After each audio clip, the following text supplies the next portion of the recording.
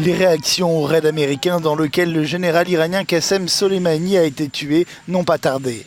Donald Trump, le président américain, a tweeté « Le général Soleimani a tué ou grièvement blessé des milliers d'Américains et projetait d'en tuer encore beaucoup plus, mais il a été pris. Il était responsable de la mort de millions de personnes, dont les nombreux manifestants tués en Iran.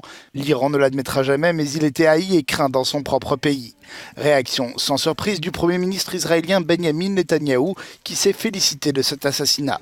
Qassem Soleimani est responsable de la mort de citoyens américains et de bien d'autres personnes innocentes.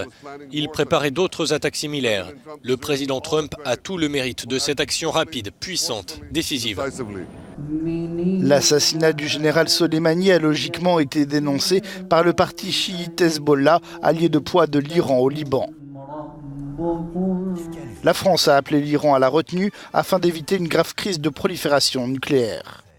Oui, on se réveille dans un monde plus dangereux. L'escalade militaire est toujours dangereuse. Elle est dangereuse partout, elle est dangereuse sur tous les terrains et c'est pour ça que la France, toujours, œuvre et cherche les conditions d'une stabilité et donc nous allons continuer à le faire.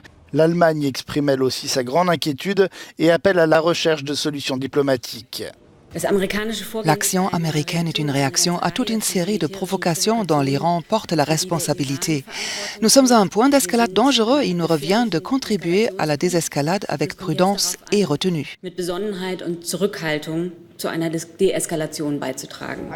L'Allemagne a donné instruction à ses 130 soldats présents en Irak, notamment à Bagdad et Taji, non loin de la capitale, de ne pas quitter leur base.